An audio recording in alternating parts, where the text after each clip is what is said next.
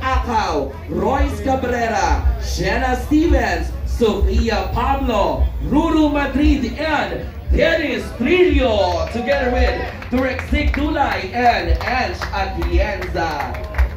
Magandang hapon sa inyong lahat. Of course, we have here the Team Green Bones. Unahin na natin, bumati na muna. Siyempre, we have Ruru Madrid. Yes, una po sa lahat, maraming salamat po sa inyo lahat na nandito po ngayon. Isang karangalan na mapasama po. It's actually the first time na gagawin itong parada. So I'm just very grateful to be part of this project and hoping na sana po ay suportahan po natin ang 10 entries para po sa 50th anniversary ng Metro Manila Film Fest. Sigurado hindi po kayo magsisisi. Ang Green Bones ay punong-puno po ng inspirasyon at pag-asa, kaya sana po suportahan po natin ito. Ngayon naman, Sofia Pablo. Hello po sa inyong lahat. Maraming salamat po sa inyong pagsuporta sa 50th MMFF at sana suportahan po natin lahat ng pelikula ngayong Pasko.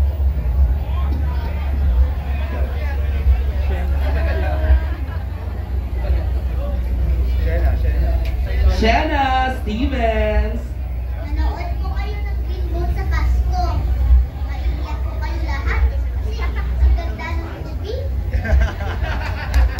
Thank you, Shenna. Susunod, Enzo Osorio. Manood na po kayo ng Green Bones kasi ang Green Bones papasok sa inyong mga puso. Wow! Ang cute na mga boses na mga bagets, no? Talaga, parang naalala ko tuloy ang Batibot. Diba? Diba yung mga ganong mga bansa? Manood po tayong lahat. Yung ganon. Thank you so much, Enzo. Royce Cabrera. Ayun, magandang hapon po sa inyo lahat. Suportahan po natin ang pelikulang Pilipino. Ito yung pagkakataon na talagang magbibigay po kayo tayo suporta sa sariling ating. So, suportahan natin. Siyempre, unahin niyo po sana ang Green Bones. Maraming salamat po. Maraming salamat. Itong susunod naman, parang lahat ng float sasakyan niya ngayong hapon. Gerard Acaw. I love it, diba? Well, good morning, ladies and gentlemen. Siyempre, English tayo mo. So, salamat sa akin talaga. Panoorin nito dahil iyakin talaga sa keeping your soul. It's really good. Trust me. Alright, love you. Maraming salamat, Gerard. Ngayon naman, syempre, we have Sir Dennis Trillo. Magandang hapon po. Maraming salamat sa oras ninyo. Sinamahan nyo kami ngayong hapon. Sana po tulungan nyo kaming ipakalat ng magandang balita na marami po magagandang entries ngayong 50th anniversary ng Metro Manila Film Festival. Napaka-special po, kaya sana po tulungan nyo po kaming anyayahan ng mga tao na manood ng sine ngayong Kapaskuhan. Maraming salamat po. Thank you po. Enjoy po natin lahat ng entries nito. Pahapon lang, may tanong lang. Last year, yung gumawa rin ng Metro Manila Film Fest Best Picture ay ang creator din, of course, ng Green Bones.